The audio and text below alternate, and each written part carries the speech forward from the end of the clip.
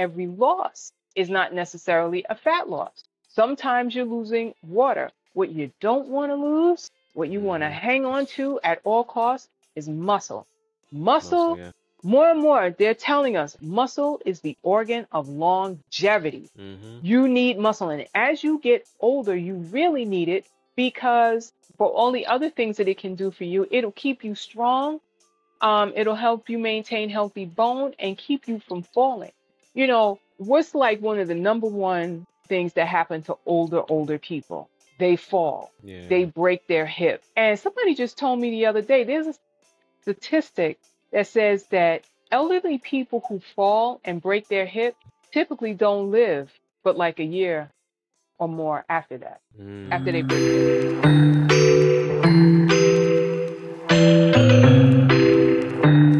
Hello, everyone. Welcome back to another episode. This is a special episode. We're gonna be talking to one of my clients, who actually also is becoming a really good friend of mine. I think we're well over a year now. We've been working together, as trainer and client, and it's just we grew. It's like I learned so much from her. Besides, she learning a lot from me from exercise standpoint, but I learned so much from her from mental standpoint, spiritual standpoint. That's just a lot, and I really appreciate you for doing this. I appreciate all the stuff you taught me, but I really appreciate you doing this as well. All right, so Kim, welcome to the show. Thank you. How you Thank doing? you. It's a pleasure to be here. Okay, okay. All right, so we kind of just gonna jump right into it, Yeah. and just talk about your journey and where how you started and everything. So, can you share your journey and transformation story with us, highlighting your experiences before and after gastric sleeve surgery and the use of Monjaro? Yep. Absolutely. Um, my journey started when I was 5 because I've been Mm-hmm. overweight all my life. Mm-hmm. Struggled with being overweight, being obese, um, well into adulthood. And I fought that battle many, many times. I've even prior to gastric sleeve surgery, I had that lap band surgery in 2008. That was not successful at all. I've tried diet after diet. If there was a diet, I've tried it. If there was a weight loss center, I've joined it. And honestly, I just kept gaining weight over the years. The pivotal point for me was I knew that I was heavy enough and that I was a candidate for gastric sleeve surgery. I knew that that surgery would work because I know people who have had it and had much success with it, but I was resisting it. And I think it was a point of pride for me. I was like, no, I mean, anybody who's obese will tell you when they've tried diets that they've lost hundreds of pounds and regained them over Mm-hmm. their lifetime. So I was like, I know I can do it. I want to do it. So the weight loss practice that I said, no, I don't want to do surgery, but they had a non-surgical weight loss program, and I joined that. And I had some success, but it was very, very small, and I wasn't happy. So I really started to do some self-talk, and I was like, I really think you need to do this for yourself. A really pivotal, two really pivotal moments that helped push me over the finish line for the surgery was I went to see one of my doctors who was a urologist. I had a cyst on my kidney, and I was like, oh no, here we go, another ailment that's coming up because I'm fat, right? And he assured me that that wasn't the case, that renal cysts were very common, but I don't remember how much I weighed at that visit, but well over 250 pounds. And it came up. I said, yeah, I'm thinking about doing the sleeve surgery. And he said, okay. He didn't push me into it, and say, yeah, you should do it. He was like, okay. He said, how old are you? And I said, I'm 56.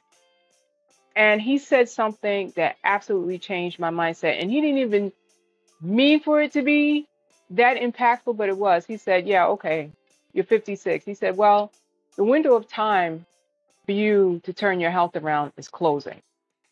So if you're Mm-hmm. thinking about it, think deeply about it.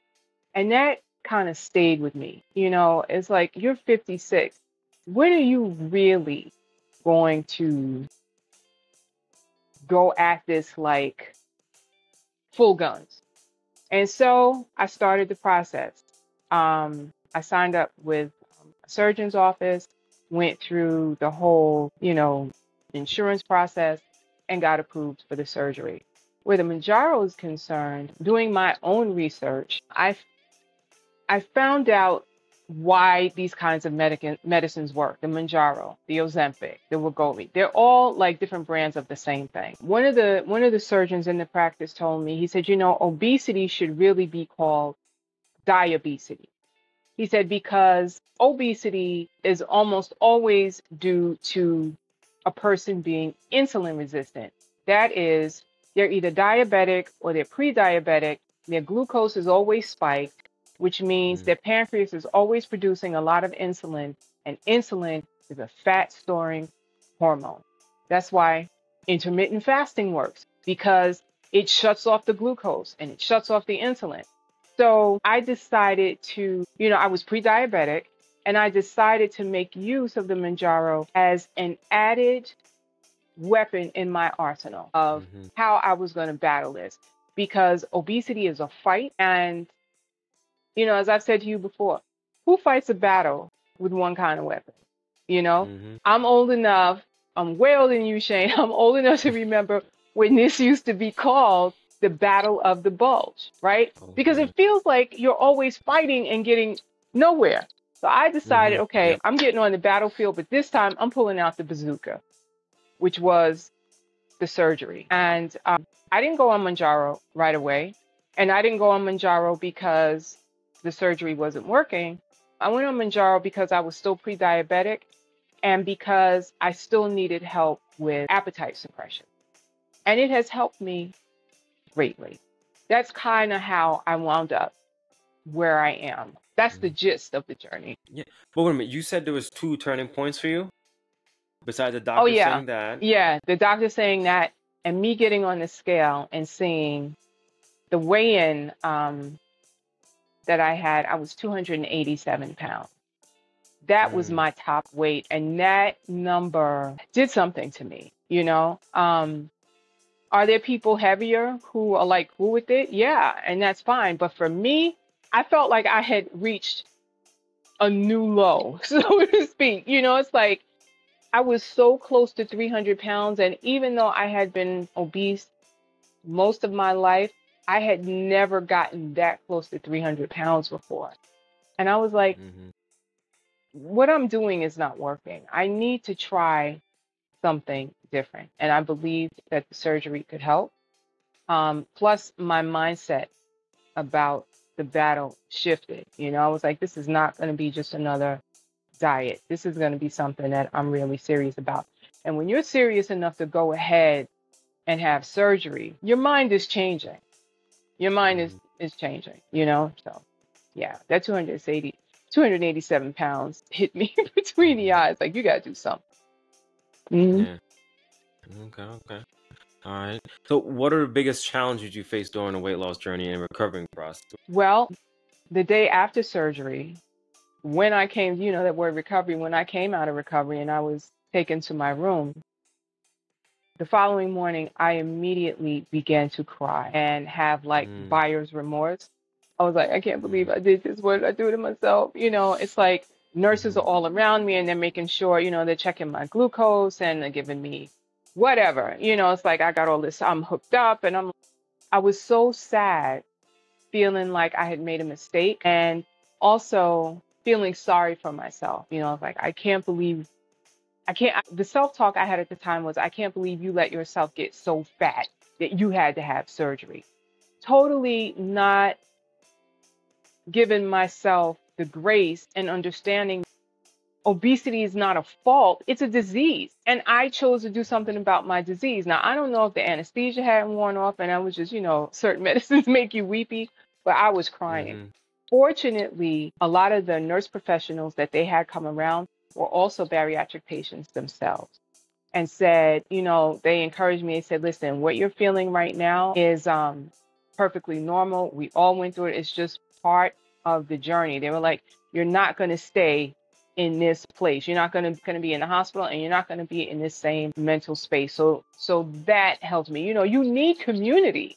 in this fight. You Yeah. can't do this alone. So that was the first challenge. Actually, it wasn't the first challenge. The first challenge was the liquid diet on the way to surgery. I'm like, let Hmm. me tell you, if you can do a liquid protein regimen for 2 weeks, you Hmm. you can conquer this thing. You can do it. Like, it shows you what you're made of. You know what I Hmm. mean? So that, the immediate, pity party I had right after surgery.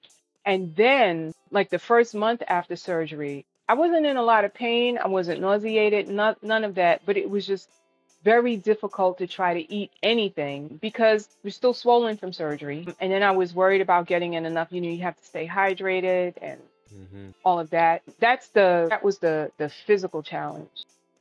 The mental and social challenge. Let me start with the social. Everybody's Hmm. not happy for you when you get weight loss surgery.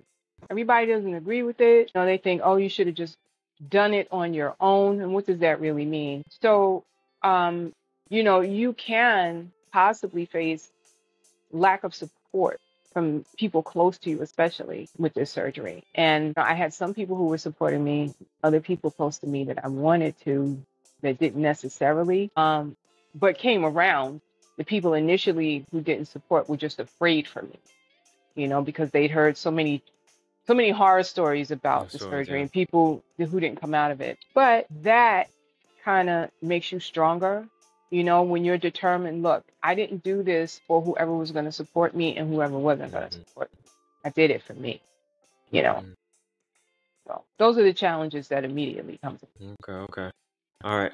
And the support system eventually, at what, besides the nurses, what point did you actually get the support system that you wanted? I hired support. I hired Mm. support. I also remember I said, I decided this is a battle and I'm going in with a lot of armor. I'm going with a lot of weapons. Okay. Hmm. So I had the surgery and I was like, the surgery's not going to do it all. Surgery was just one weapon. It was a bazooka, but it was one weapon. I was like, I got to keep my mind renewed.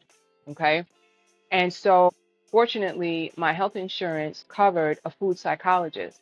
I have an amazing, amazing food psychologist. His name is Dr. Brad Sachs. He's based in Chicago. One of the people who supported me was a very good friend who also lived in Chicago, who had a lot of success with the surgery, but who also enlisted the help of Dr. Sachs. And I started seeing him immediately. I was seeing him once a week for the first 3 months after surgery so that I wouldn't go back to old habits after going Hmm. through the trouble of having this surgery. Okay. Yeah. Next, again, I hired support. I knew that I couldn't do it on my own.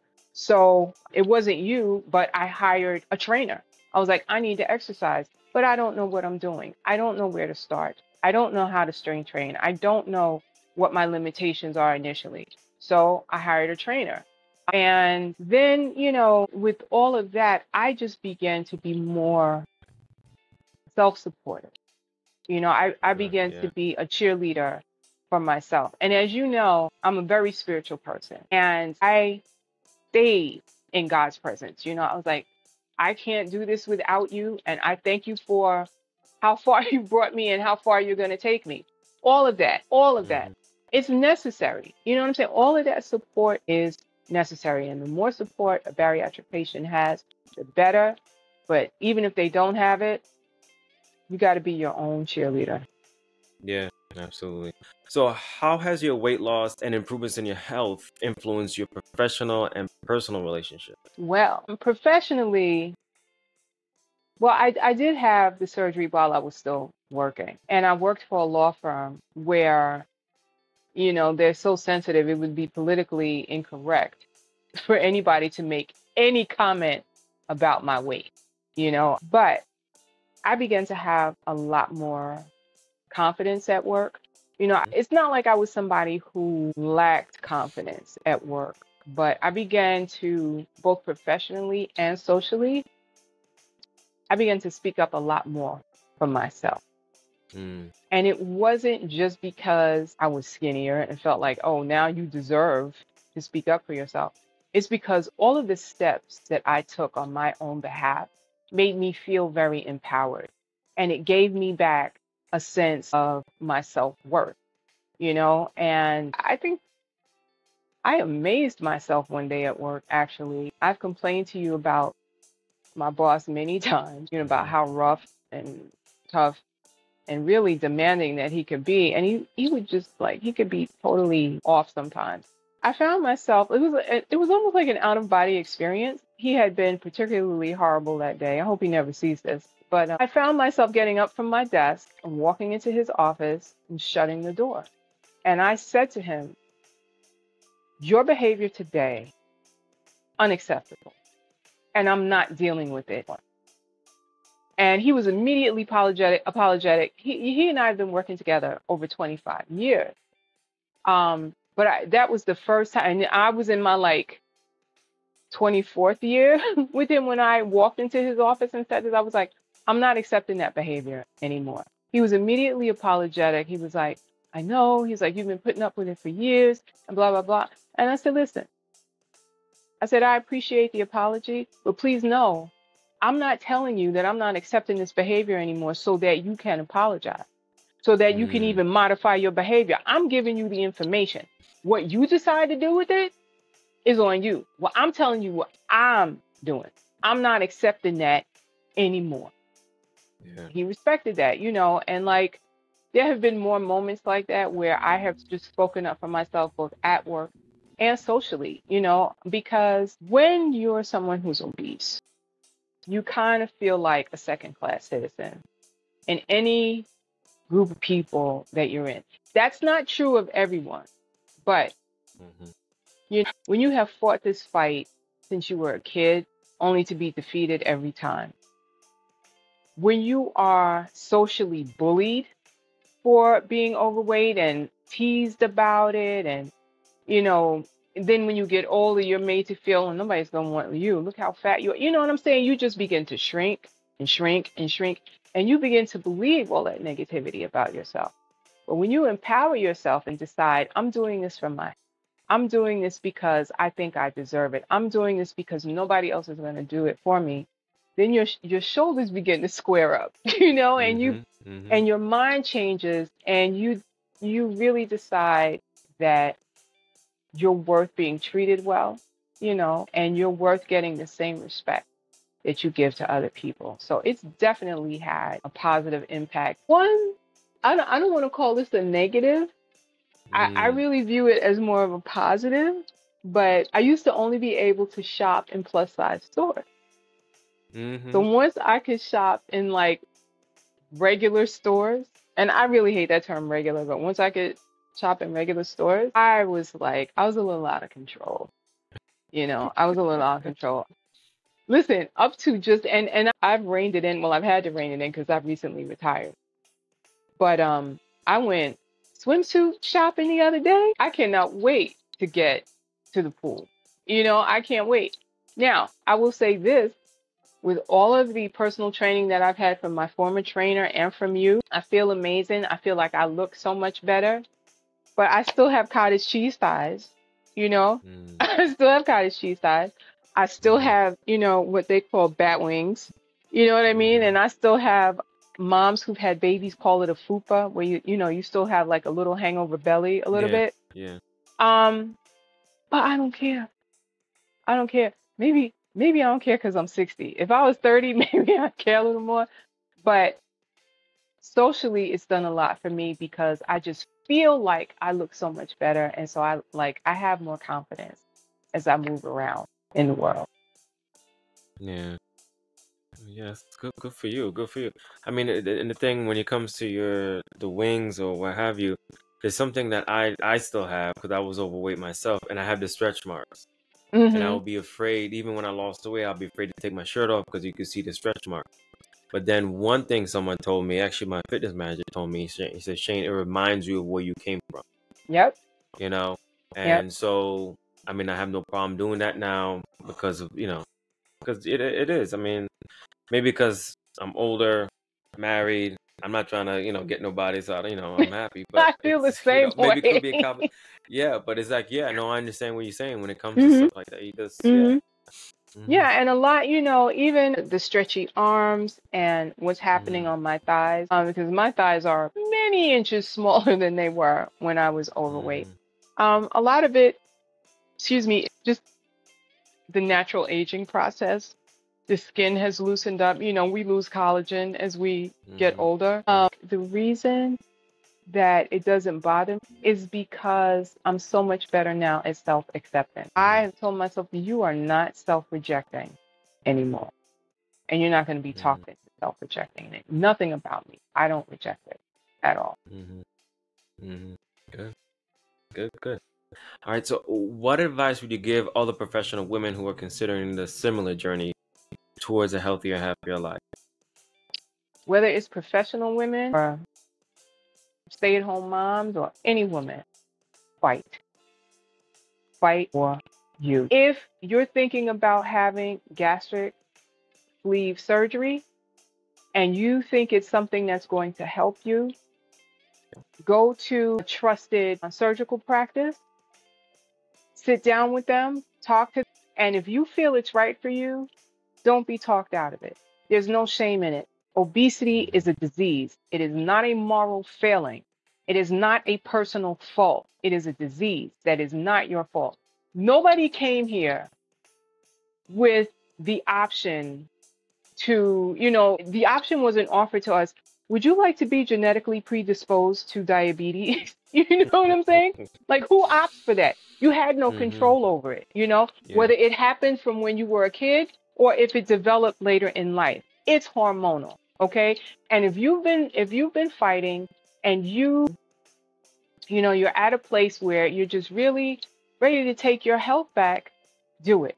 There's no pressure to have surgery. If you feel like, you know what, I feel now like I'm empowered to change my mindset and, put my weapons of choice in my arsenal and go at this like full guns, just Mm-hmm. do it. Whatever works for you, do it. And don't just do it consistently. There's not going to be a day that you're perfect. Perfection does not exist.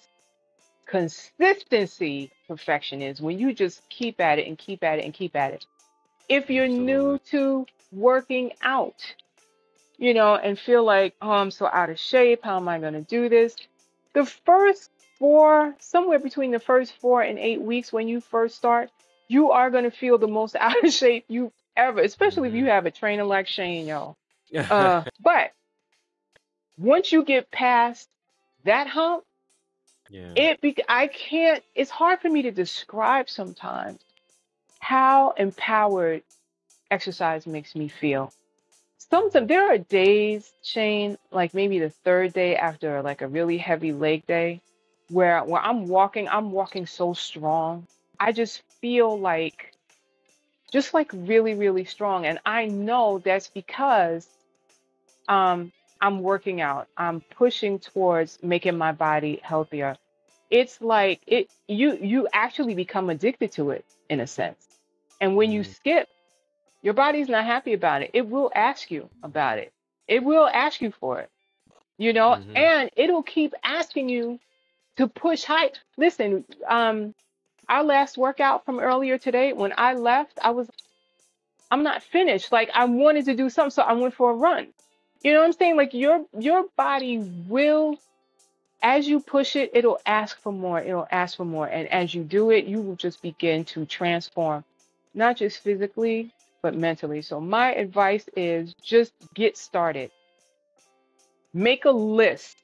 If you don't know where to Mm-hmm. start, make a list of all the steps that you can take. Call a surgical practice. It might be, well, I know that Janet had bariatric surgery. Let me talk to her and find out, or I know that Deb has recently lost 100 pounds and she didn't have surgery. Let me talk to her.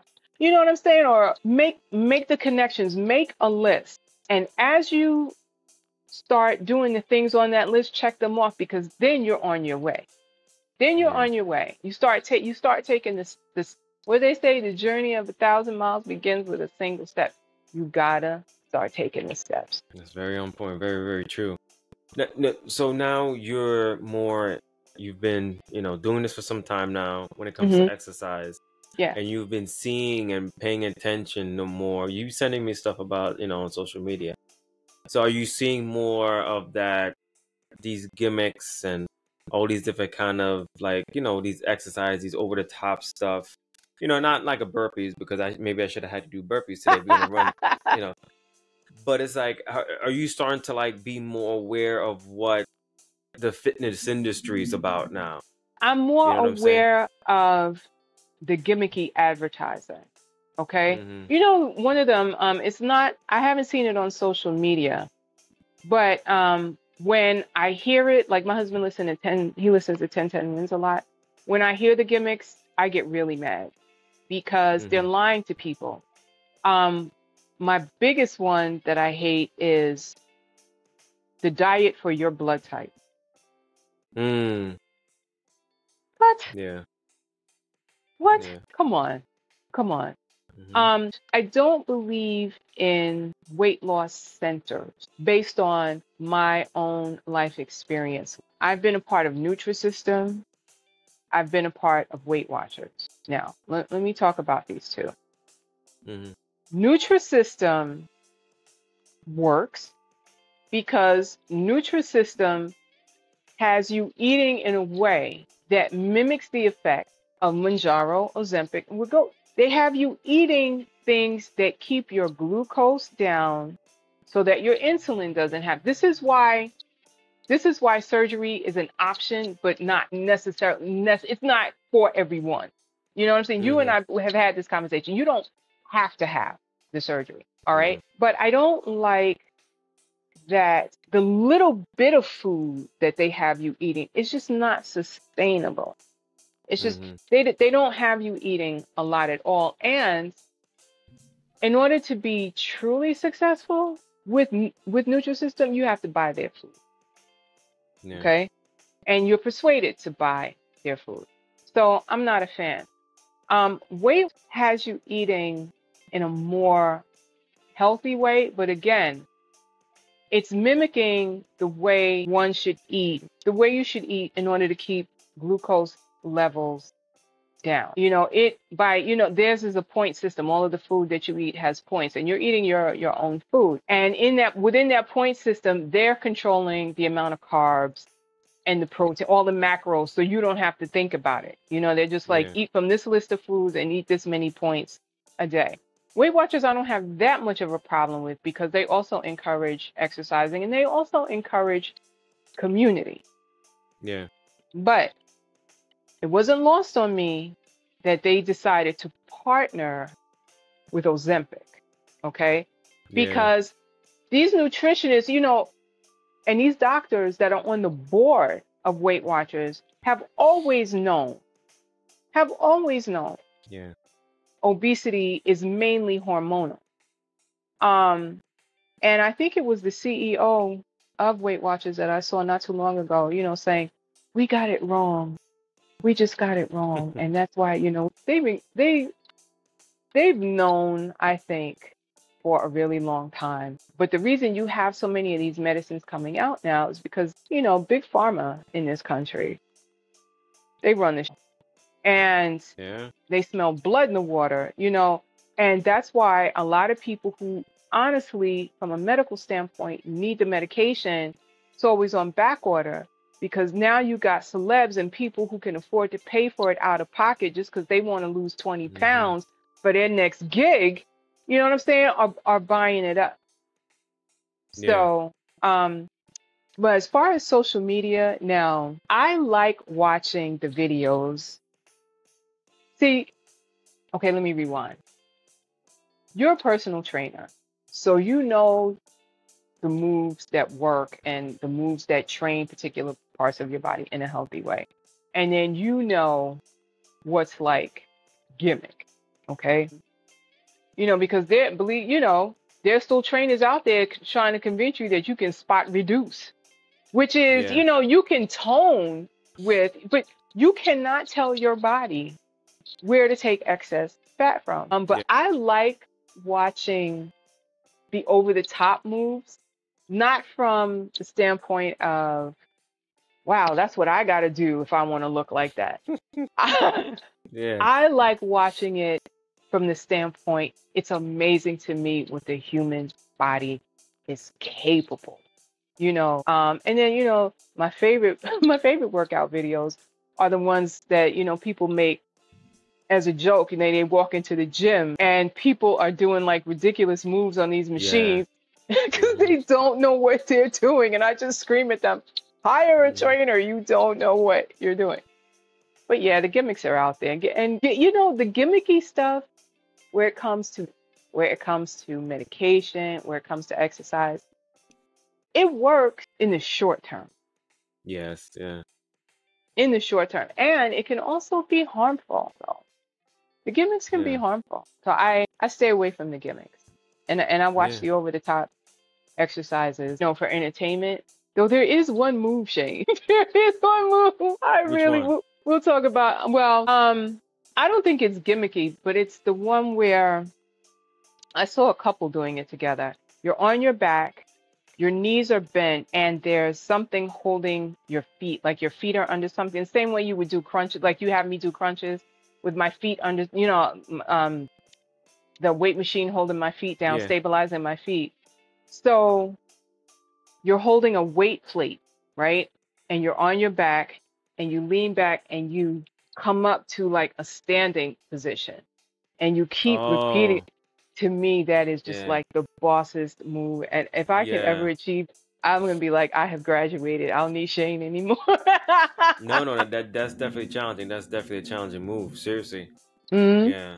I mean, my only thing when I see that stuff though is like you seeing it as entertainment, you seeing it in a certain way, but there's other people that say, I have to do this to look that, right. and then that's gonna deter them from It actually stepping foot discourages in the people. gym. Yeah. Yeah. Yeah. Yeah. And the truth is, you don't have to do that No. to achieve a healthy, attractive body. You don't have to do that stuff. Mm-mm. Um, and people who are capable of doing those kinds of moves, they've been working out a really, really long time. Like Yeah. you don't just start out that way. And people who are moving like that on video, they're just showing off anyway. Yeah. They're showing Exactly. off. Yeah. And I see them and it's like, okay, they can get themselves there, but can they get the other person, somebody else there? Right, That's another thing. right. And I've seen some, and then so many. And the other side of it, though, there's some people that work hard and even not doing that fancy stuff, but then they're criticized and oh, you must be on something, you must be taking something, whatever. Mm-hmm. But yeah, I just saw Mm-hmm. recently with this young lady, let's say young lady, like but Mm-hmm. maybe she might be in her 30s, but she said she's been doing it for 14 years. No, sorry, since she was 14. I think she was Mm-hmm. like maybe mid 30s. Yeah. So Mm-hmm. you'd Mm-hmm. that's what you expect. I mean, Right. Right. And the more you do it, I mean, you never want to overdo it because you don't want injury. But the more hmm you do it, the more results you'll see. The other day I was like, Shane, I've been at this a while now, not just with you, but with other trainers. And I have yeah, lost a tremendous amount of weight. I would even say for myself, in the mirror, I don't look the weight that I am. So, strength training has done wonders for me, but I was like, but I still don't have any cuts. It's like I still don't have any cuts. And then I was like, but you only strength train twice a week. Yeah, I do other things like run, and I do hmm Pilates, hmm but I'm only lifting twice a week. So I'm like, Kim, the cuts that you're looking for, they're still in the gym. They're still in yeah, the gym waiting for you to like step up your game a little bit. So, yeah, and I'm not, like if I never get a cut, I'm not going to freak out about it. I've been thinking lately that I need to add at least one more day. And the only reason yeah, I was doing it only twice a week is because I started when I was working. I got a lot more free time now. Yeah, yeah, but my advice to women especially, but to everybody, make a list, start the steps. You're worth it and it's achievable. I didn't get here until I was 60 years old. I honestly thought it was over for me. I honestly thought that I had reached an age where, well, this is just how it's going to be. I came into the world fat and I'm leaving the world fat. And because I decided to fight, at 60, I feel better than I did when I was 30. Because at 30, I was way overweight. I had back issues, hip issues. You know, it amazes me. I was telling a friend of mine earlier today, I was telling her that I was training with you. And I said, when I started with him, I said, I started with him in pain. I came to you with a hip problem. You know, I came like, remember I told you, like, I couldn't sleep. Like, my right hip was in such pain. And I was really afraid that it was like a situation where I was probably going to need hip replacement surgery. That's how much it hurt. When they x-rayed it, they told me, no, you just got arthritis. But what they didn't tell me, you know, and of course recommended physical therapy. Well, what does physical therapy do? It strengthens the surrounding muscles. So when I started with you, what'd you do? You gave me that big, wide rubber band that I call it, and you put it around my ankles, and you made me march sideways, back and forth, back and forth, back. But it amazes me that I don't have that pain anymore because I just accepted it. I was like, well, this is the way it's going to be. I'm just going to be somebody who has hip pain, you Are you know? ready to transform your health and wellness journey? At Condappa Strength, I'm committed to helping you achieve your goals through my 3 pillars for results. First, I educate, equipping you with essential knowledge to understand your body and its needs. Then, I execute a tailored plan, ensuring every step is personalized to your unique lifestyle. Finally, I encourage, providing accountability and support every step of the way. Get ready to unlock your full potential and thrive in every aspect of your life. Visit me today and let's embark on this journey together. Check me out at condappastrength.com. Not so. Not so. If you take the steps, if you do the work, you can't help but be successful. You can't help it. You're not stuck unless you stop. You're not stuck unless you sit down and decide this is how it's going to be. Once you decide this is not how you want it to be, and you know it's achievable, you won already. Yeah, you won already. that's so true. That's so true. Yeah. But there's something I kind of connected it just now. It's just the fact that when you were overweight, you were criticized. Then when you decide to do the surgery, you were criticized. And I Good talked to you point. about that lady. She was being criticized too. It's like You're damned you if you can't do, win. and you're damned if Yeah, you don't, which is why you exactly. can't listen to people. You have to do it for yourself. Okay?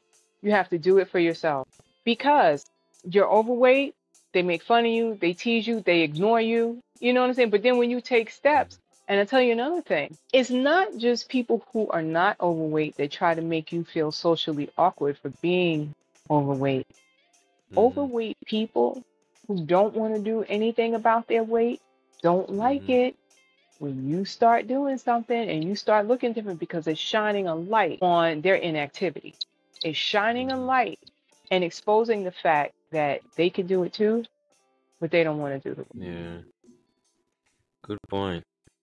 Good point. I Wow. remember, I remember when I first signed on with you and I was coming to you before work, okay? Which meant I had to be up at 5. I'm on the gym floor and this was twice a week and I would have come more probably if I didn't have to drive to work and pay tolls at the Lincoln Tunnel. You know what I mean? Hmm. But I was doing it week in and week out, week in and week out. And my husband said to me, "Don't you think you might be overdoing this a little bit?"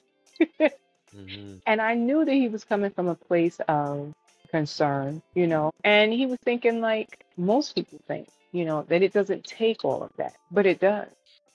It really does. It takes all of that and more if you're willing to put it in, you know. So Absolutely. people are gonna talk about you either way. So you might as well go on and do what needs to be done. And let them talk. Give them something to talk about. There you go. Give them something to What's that talk about. song? Let's give him something to talk about. I don't know who Let's sings give them this. something to talk about. And the Yeah. other thing I decided, you know, let me tell you, I used to get my feelings hurt. I used to get my feelings hurt when I had friends who were overweight, who lost a significant amount of weight. And I would ask them, girl, how'd you do it? And they'd be like, girl, I'm just eating well and exercising. Obesity can feel like prison. Feel like you're in a prison with no way out. And if you located a key and got out, why wouldn't you want to help set other people free? You know Yeah. what I'm saying? Now, health is very personal. But for me, I decided that if and when I started losing a whole lot of weight and somebody asked me, how'd you do it? That I was going to be an open book about it and tell them, this is what I did. Your journey doesn't have to look just like mine. But I didn't want anybody to feel bad, you know, because after all, I'm just eating salad and working out. That's a lie. That's a lie. You know what I'm saying? And to make Yeah. the other person feel like, because anybody that's overweight and obese has done that 100,000 times, eating salad and worked out, and they still fat. You see what I'm saying? Hmm. So I just decided I was not going to be disingenuous about it. Like, tell Hmm. people, this is what I did. If you want more information, I'm an open book, but I'm not going to be, it's like, I got out. You want me to help you get out? Come on, let's go. Let's go. Because it can be so socially isolating. You always feel like, oh, let me not speak for people. Let me speak for me. I would feel like I can't go to the beach because I don't want to stick out Hmm. there. I can't go to a pool party. I don't want to stick out there. Because Hmm. even if I'm not the big girl in the bathing suit, I'm the big girl who's got on jeans and a t-shirt when everybody else is in a bathing suit. You see what I'm saying? It's like Yeah. I felt like, oh, I could only shop at particular stores. Obese people are always made to feel othered. We're in some separate other category, some special Yeah. category that's not like everybody else. And so I'm so glad. I'm kind of glad that I didn't lose all of this weight until I got to be the age that I am, because I would have made it about something other than my health. I am enjoying shopping at particular stores. I am enjoying having too many pairs of jeans. I'm enjoying Uh-huh. all of that. But I really These black have the color wisdom leggings, don't now. forget those. My loony leg. Yeah, it's all part of the fun of the freedom I'm experiencing now. You know what I mean? But I also have reached the age where I understand, where I really know and understand now that health that's true wealth, good health. Because if you don't have your health, you don't have anything. You don't, and you can't enjoy anything if you're not healthy. And I'm You nail it on glad the that that head. doctor said to me what he did. He told me, he said, the window of time for you to turn your health around is closing. So I thought I was too old. I wanted the surgery. I thought I was too old to have the surgery. And guess what? I am a part of a Facebook group called Gastric Sleeve Support, age 50 and up. And there's hundreds of us in there. You know, it's never too late, No, ever too late to turn your health up. When you're dead, that's when it's too late. Other than that, there's always steps you can do. absolutely right. As long as you're above ground, that's true. So true. As long as you're So true. breathing, Yes. there's hope. And Yeah. there are people in this Facebook group who had this surgery in their 60s. You know what I mean? And they're like, Mhm. I can run around with my grandchildren. It's like, I'm not Yeah. out of breath anymore. I'm not, it's great. It's great. And age really is, they say age is nothing but a number. Age is how many times you've been around the sun, and a human body is organic, and over time it changes. But it's so amazing. It's Hmm. adaptable. You know what I'm Yeah. saying? It'll work with you. It will. If you give Hmm. it if you give it good fuel, if you give it good movement. Hmm. And when this journey, being on this journey has made me more open and curious about health topics. So I try to educate myself now more by listening to podcasts, watching videos on this type of thing, looking at documentaries, like getting knowledge is power. Knowledge is Absolutely. power. So I'm really, as I gather all that knowledge, it helps me in my day to day think about what my choices are going to be. Now, I'm also, when I say I'm not going to be disingenuous, about what my journey has been, I'm also not going to be disingenuous and say I never eat cookies or never have a piece of cake, because that is not true. I had some kick-ass pasta over the weekend. It was so good. But I was able to enjoy it and move on. Like, I'm not intimidated. I'm not afraid of food anymore. I understand it more. And being on this journey, I've been empowered to make better choices for myself more than when I don't, understand the importance of a healthy gut. Man, it's like the more you do, the more you want to do. The more you know, the more you want to know. And Yeah. that helps fuel the consistency, and it helps you stay healthy. No, you're absolutely right. So I want to talking about food though. I'm just Mhm. curious though. So for you, what was the not a procedure, but what was the protocol after the surgery you had, or 2 weeks of the fluid all liquid diet, and then what was it from there?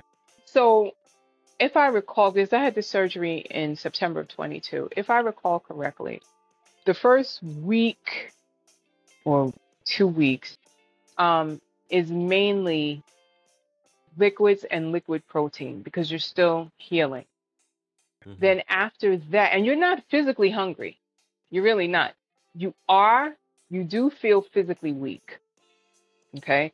Because surgery, even though it might be corrective, all surgery is trauma to the body. So your body is bringing everything to bear, making sure it heals. So you do feel pretty lethargic, lack of energy, but protein shakes, protein shakes, protein shakes were the order of the day, along with making sure that you stay hydrated. After that phase was over, then they wanted you to do like pureed foods, very soft foods, like, soft proteins, things like, although, like things like scrambled eggs, if you scramble them too hard and really aren't that soft, but it was soft protein. And they instill like protein, protein, protein, protein, protein, protein. No matter what's on your plate, eat the protein first because you're not going to be able to eat that much. So if you don't get it Yeah. all down, make sure you got as much protein down as you could. So that was the protocol. And then like slowly introducing solid foods. But still the mantra is always protein, protein, protein. And a daily multiple vitamin. Of course, they guide you to make nutritionally to make good choices. The leaner protein, way fewer, if any, refined carb. And fruits and vegetables. With fruits, they wanted that to be at a minimum also, because fruits are healthy for their nutritional value. A lot of them still contain a lot of sugar. So yeah, that's the nutritional protocol that I remember. You went from liquid protein to soft protein to slowly introducing solid foods. And you lose a lot of weight in like the first 3 months. You lose a lot of weight. And then, because at about the 3 month mark, you're pretty healed up. And it's perfectly natural, even with the reduced amount of food that you're eating, is natural and inherent that you are going to plateau. You're going to plateau, and you might be at the same weight for like a month, 4, 6 weeks, 8 weeks, and be frustrated because you're like, I know that I did not give up potato chips and mashed potatoes to be stuck at this weight, Yeah. but as you keep going, you begin to lose again. As you incorporate exercise, the scale begins to move. My other advice to people is don't make it about the scale. Oh my gosh. Oh my gosh. This is only giving you feedback on where you are at a particular moment. It's a snapshot in time. It's not an indication of where you're going to be always. Okay? And every gain is not a fat gain. Every loss is not necessarily a fat loss. Sometimes you're losing water. What you don't want to lose, what you want to hang on to at all costs, is muscle. Muscle, Yeah. more and more, they're telling us muscle is the organ of longevity. Mm-hmm. You need muscle. And as you get older, you really need it because for all the other things that it can do for you, it'll keep you strong. It'll help you maintain healthy bone and keep you from falling. You know, what's like one of the number one things that happen to older people? They fall, they Yeah. break their. And somebody just told me the other day, there's a statistic that says that elderly people who fall and break their hip typically don't live but like a year or more after that, after Mm. they break their hip. You know what I'm saying? So, as I was sharing with you earlier, I was in the airport over the weekend and I just, I'm more conscious of myself physically, and I look at how other people move in the world.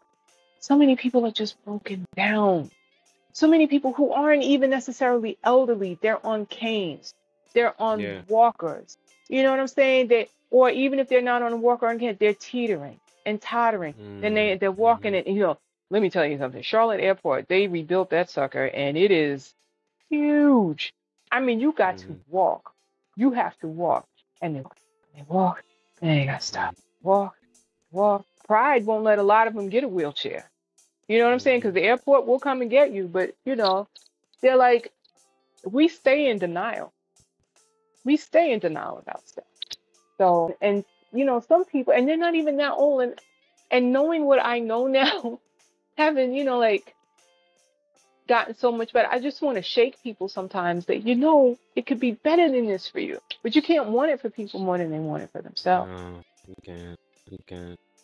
So Yeah. I know you're interviewing me, but I have a question for you, okay? Yeah. Because you shared that you used to be overweight. Yeah. What was the turning point? Yeah. It was when my sister was recording. Was I think it was me and my little brother, my twin brother. I don't know which one it was, but we're playing video games, and my sister was recording us with a camcorder my mom bought. And once I saw the playback from that, that's when it hit me. I think I was a junior. No, not junior. Sorry, eighth. And then I contacted my cousin who plays football, Mhm, and like, told him I'm gonna play football or whatever. So that kind of started me on that journey. mhm, I wasn't good at it. I mhm. was not good at football at all. I just don't have that aggressive unless I feel like yes, I'm in danger or someone. I'm not gonna Right. get Yeah. rah, that kind of Right. stuff. But it was after the season that's when I really started going to the gym more often. And I mean, I did some unhealthy choices, to lose Mhm, the weight, mhm, but that's what really did it. That kid I recorded, seeing myself play video games, and how, mhm. like, the cameras, they say the camera gains 20 pounds, whatever it is, but Yeah, but Shane, when we that's what. big, the camera's not made. It's not the camera's fault. You know what I'm saying? It's not the camera. We trying to blame the Yeah, camera. It's not the yeah, camera. But on my journey now, I said there were two highlights, which was the 287-pound number staring me in the face and what my doctor said. But there were some photos along the way. Actually, now that yeah, you say that, there was a photo that someone had taken of me, and I looked at it and I was like, wow. I don't know what I weighed in that photo because I stayed away from the scale. But I don't think it was yeah. long after that I realized that I was close to 300 pounds. Um, so you were young, okay? You were young when you turned it around.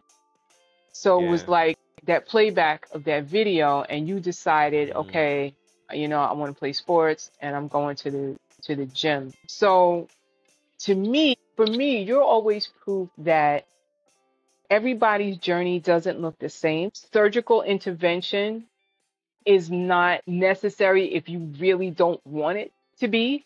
You know what I'm saying? mhm. But I also give you big up because you were so young when you turned it around. And it doesn't sound like you had a lot of support. It sounds like, you just decided, hey, I got to do something. Unless it was that you wanted to start getting girls. No, no, I was really always shy in high school. When the weight started coming off, I was a little more confident or whatever. I never had any girlfriend in high school. But that reminds me though about support. The Hmm. interesting thing was I think I was 10.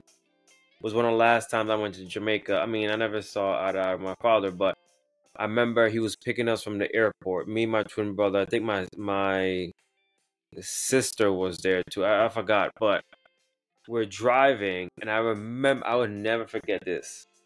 He said, "Oh, it seems like everybody lost weight, but you." This was before I started and I saw the video or whatever. Mm-hmm. And I remember that. And it Mm-hmm. was, I think I want to say I was 12-ish. I Mm-hmm. want to say 10 or 12, one of them, because 15 is when everything happened, when I changed everything.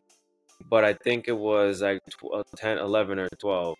And I remember, I would never forget that. But the thing is, it didn't like motivate me. It made me, I But don't know it what it made me, planted a but it didn't seed. motivate me. It planted a seed, though. It was one of those things where, and I think it happens in one form or another to all obese kids, because, and when it's coming from a parent, it weighs so much more, and it can be so Mm, much more painful. My mom, well, I really believe that one of the reasons I was so obese as a child and kept getting bigger and bigger was, yes, my genetic predisposition to diabetes and, pre-diabetes and diabetes, but she kept me on diets from the time that I was very young. I mean, mm, she was on Weight Watchers, and she started having me follow her Weight Watchers diet. And Weight Watchers was very different back then. You know what I mean? mm, When I was like 8 or 9 years old. And when you're a kid and you're going to elementary school and all their lunch boxes have peanut butter and jelly and a cupcake, and your lunch has tuna fish with no mayonnaise, you know what I'm saying? And like no mm. dessert. You're getting a Oh message. You're getting man. a message that you're a defect, that there's something wrong with you. And everybody else gets to deserve that kind of food, but you have to eat this way. You know what I'm saying? We don't realize it, but we are taking in that negative message. Mm-hmm. Then, and because she always had me on diets like my entire life, and then when I got old enough, she was taking me with her to Weight Watchers. It just kept driving home to me. My mother is not satisfied with me. My mother thinks I need to be different. My mother does not accept me. She's always trying to change me. And then one day I was 17 years old, just like you never forgot what your father said to you and it stuck. I was 17 years old. We were at a family party. I was wearing one of my favorite dresses and I felt so pretty that day. I just felt really good. And I was at my cousin's house, where all the aunts and all the cousins come together. Somebody had made first communion or confirmation. We grew up Mm-hmm. Catholic. And there was always a party afterward where the grown-ups drank and we just all, hung out with each other. And so Yeah. we're in the family home where this is happening. And one of my cousins who was older than me, I was 17, I think she was in like her late 20s. She was like the beauty of the family. Like everybody in the family knew, okay, that's Marilyn. She's gorgeous. Beautiful hair, beautiful face, beautiful figure. And I wasn't paying attention to her. And then I turned around to say something to my mother, and my mother was just staring at Marilyn and staring at her. And finally, my mother said to me, I wish you were her. That thing, she might as well have taken a meat cleaver and just right here. I never felt so rejected in my life. Now, I have forgiven my mother for that. She was drinking at the time. She wasn't drunk, but alcohol loosens your lips. And Yeah, listen to alcohol, yeah. it frees your inhibitions. So for that to come out Mm-hmm. meant that she was always wishing for me to be something other than I was. That stuck with me. That Mm. stuck with me. Psychologically, I don't know if I could have lost this weight if my mother was still alive, because I kind of felt as I got older and I became responsible for whatever like I could put in my mouth, whatever I wanted to put in my mouth.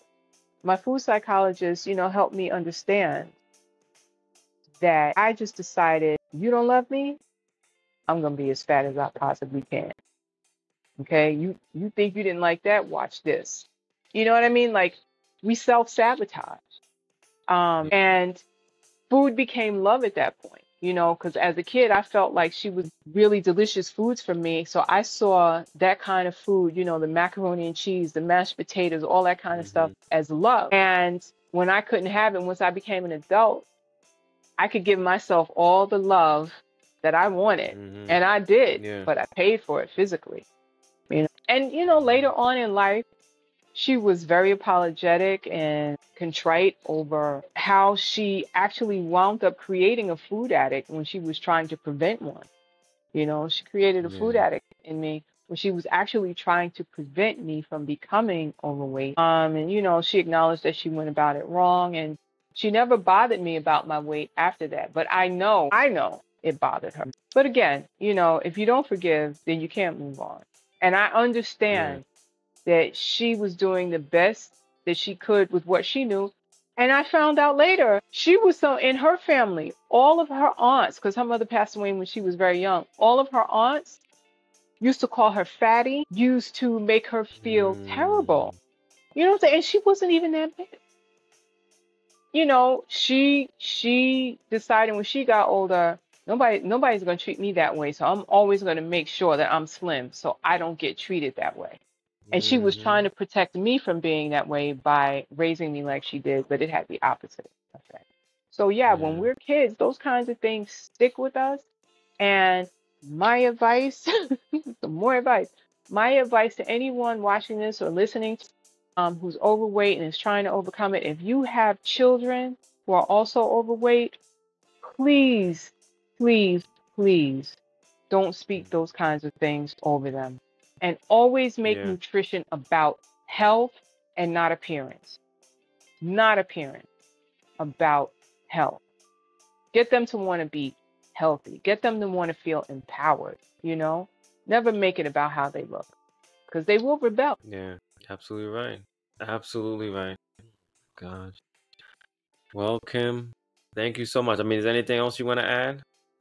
No, I think I ran my mouth enough. No, it was good. It was good. Great information.